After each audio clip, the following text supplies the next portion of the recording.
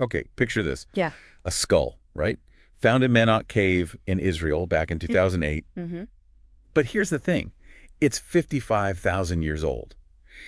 And what's really wild is that this individual, living way back then in the Levant, has features that are surprisingly like, well, like the ancestors of modern It's Europeans. an incredible find. That cave, basically untouched for millennia, it's like a time capsule. Exactly. A time capsule. Yeah. It's just the perfect starting point for our deep dive today, isn't it? It really is, because this one skull, it opens up this much bigger story we want to explore. Which is, Well, how ancient civilizations were connected, human migration, that massive journey out of Africa, and some of the really early, really important shifts in religious thinking. okay. And we're pulling from quite a bit here. Archaeology reports on Menot, timelines of different cultures, stuff on Akhenaten's big religious shakeup in Egypt, Akhenaten, right. and then comparing that to what was happening in Mesopotamia, Greece, Rome, religion-wise. Got it. So our mission today, for you, the learner, is basically to connect these dots. How do discoveries like the Manot skull help us see the bigger picture? Human movement, early religion across different places. Yeah, we're aiming for those aha moments, those surprising links, but, without getting totally bogged down in tiny details. Let's jump in then. Tell us more about this Menon cave skull. It sounds foundational. It really is pivotal. So the skull itself, its shape, its features, they clearly mark it as a modern human, Homo sapiens, originating from Africa. That's pretty settled. Okay, African origin. But the kicker is it also shows characteristics, specific traits that we usually associate with the early Upper Paleolithic people in Europe. Whoa, hang on. So an individual in the Levant, 55,000 years ago, already had features we think of as European from much later. Sort of, yeah. It suggests that these populations in the Levant around that time were very likely ancestral to those groups that later populated Europe. Mind blown. That really changes the picture.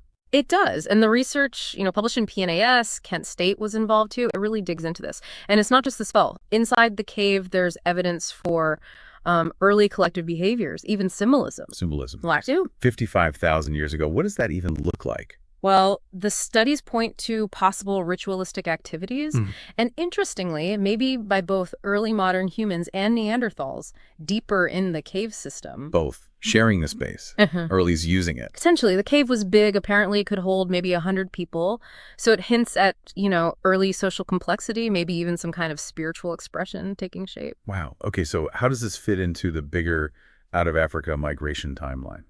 Good question. If you look at some genetic timelines, like one referenced in the Book of Ra, source just using it for the date estimate here, it suggests Aboriginal Australians diverged genetically around, say, 58,000 years ago. Okay. And the split leading to distinct European and Asian lineages happened maybe closer to 42,000 years ago. So Mano, at 55,000 years, sits right in that crucial window. A snapshot of people on the move, possibly heading towards Europe eventually. Exactly. It provides a really valuable data point for understanding that dispersal. Right. So humans are spreading out. Then, eventually, much later, they start settling down, building complex societies. What defines those early civilizations? What are we looking for? Yeah, that's a big leap forward in time, but crucial. Generally, scholars agree on a few key things. First, you need a stable food source. Farming, animals. Right. Agriculture or pastoralism, usually. That lets people stay in one place, sedentism. Then you see developments like metallurgy, working with metals for tools, weapons, Makes sense. and craft specialization. Yeah. People aren't just farming, they're potters, weavers, builders. This leads to bigger populations, denser living, and eventually cities. Urban centers. Exactly, often with specific religious and political importance. And the markets start developing for trade. But we're talking ancient Egypt, Sumeria, Yeah. those big names. Precisely. Like, Egypt kicks off around 3150 BC. Sumerian city-states like Uruk and Ur are booming in the 3rd millennium BC. Later you get the Akkadians, much later the Inca in South America, and of course the whole sweep of ancient Greece, Mycenaeans, classical period, all that. Okay, got the framework. Humans migrate, settle, build cities. Yep. Now, you mentioned religious shifts. Akhenaten in Egypt, that sounds like a major pivot. Oh, absolutely. Akhenaten, he's 18th dynasty, so this is, well after Egypt's beginnings. What he did was, well, revolutionary for its time. He started focusing on one specific deity, the Aten. The sun disk. The sun disk, exactly. At first, it was maybe elevating Aten among the other gods, but it quickly became much more exclusive. He essentially tried to sideline or even eliminate the worship of the traditional Egyptian gods. Wow. Just push aside Amun-Ra, Osiris, Isis, all of them. Pretty much. He even changed his own name. He was born Amenhotep IV, Amun is satisfied, and changed it to Akhenaten, which means something like effective for the Aton. That's commitment. He went all in. Didn't he build a whole new city, too? He did. A new capital, Akhetaten Horizon of the Aton at modern Tel El Amarna. It was dedicated purely to this new religious focus. And he was the main guy, the link to the Aton. Yes. He positioned himself as the sole intermediary. Only he could truly communicate with the Aton. It was a massive shift from centuries of polytheistic tradition where pharaohs interacted with many gods. Why? What drove such a radical change? Was it purely belief? Politics? That's the million-dollar question, isn't it? Some sources, like that Reddit discussion we looked at, float different ideas. Maybe he wasn't the original heir, and this was a way to cement his own power base, separate from the powerful priesthood of Amun. The politics angle. Or perhaps major plagues or crises shook faith in the old gods, or, maybe it was genuine religious conviction, a personal revelation. It's hard to know for sure. It's interesting, though, you mentioned earlier that Amun and Re had already been sort of merged into Amun-Re before him. That's a really important point. Yes, there was this earlier syncretism, combining the main god of the south, Amen, with the northern sun god, Re. So maybe there was already a kind of drift towards, well, maybe not monotheism, but certainly a more centralized divine focus. So Akhenaten didn't come completely out of the blue, perhaps. He just took it way further. Exactly. He took that centralizing trend and pushed it to an extreme, seemingly trying to establish something very close to monotheism, or at least henotheism, focusing on one god without necessarily denying others exist entirely. Okay. So while Akhenaten is having his moment in Egypt, what's the religious scene like elsewhere? Mesopotamia, for instance. Very different, I assume. Oh, completely different. Mesopotamia is polytheism central. We're talking thousands of deities. Thousands? Really? Well, yeah, the sources mention around 2,400 known names. Gods and goddesses tied to nature, to cosmic forces, and very importantly, to specific cities. Like Enki for Eridu, Marduk became huge in Babylon. And they built those massive temples, the ziggurats. Yeah. Exactly. The ziggurat was key, the step tower, seen as a connection point between the heavens and the earth, the dwelling place of the city's patron god on earth. Very public, very integrated into city life. Okay, so Mesopotamia, lots of gods, city-based, big temples. What about the Greeks? We kind of know the basics. Zeus, Olympus. Right. Ancient Greece, also deeply polytheistic. You have the main Olympian pantheon, Zeus, Hera, Poseidon, etc.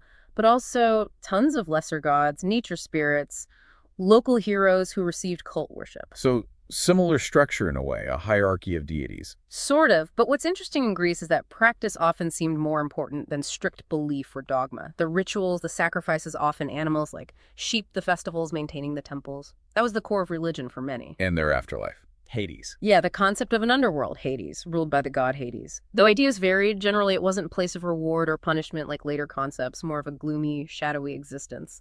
Though some myths mention Tartarus for the wicked and Elysium for heroes. Okay. And Rome.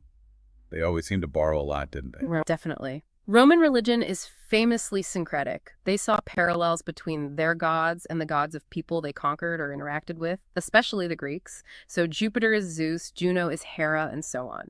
They adopted many Greek myths. So they layered things on top of their own traditions. Pretty much. They had their own ancient Latin deities and rituals, but readily incorporated others. Public ritual was huge state ceremonies, sacrifices to different classes of gods, those above, di superi, and those below, di inferi. And specific priesthoods were very important, like the Vestal virgins tending the sacred flame of Vesta. Did they ever push back against foreign religions? Sometimes.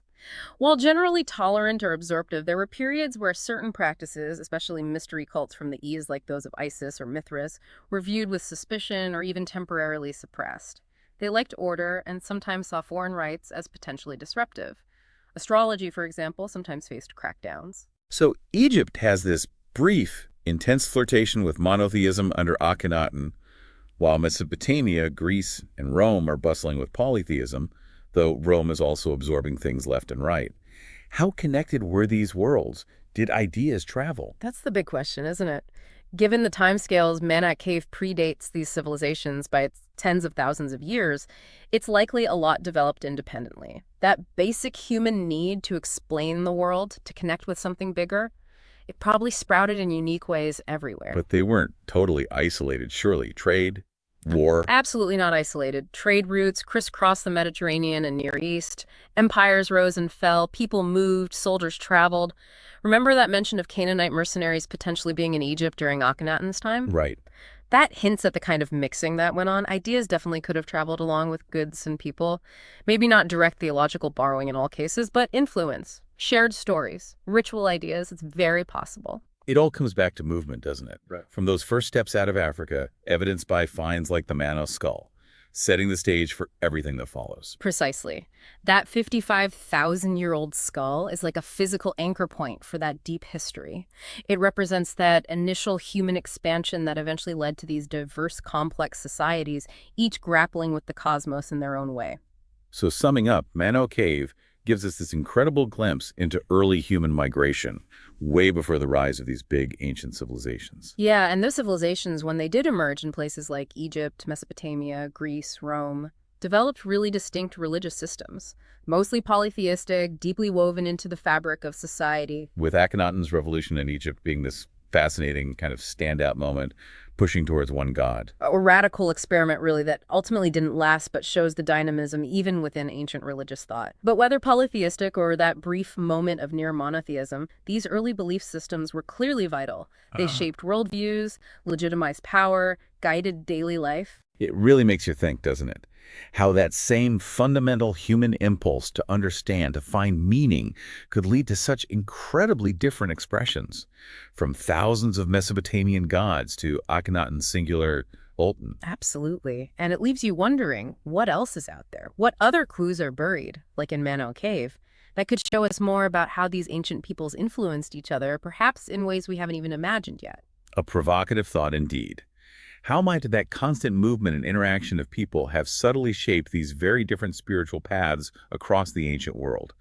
What other silent witnesses might hold the key? It's definitely something to ponder. We'd encourage listeners, if this sparked your interest, dive deeper. Look into Mano Cave archaeology, read more about Akhenaten's reign, or explore the fascinating rituals of Greece or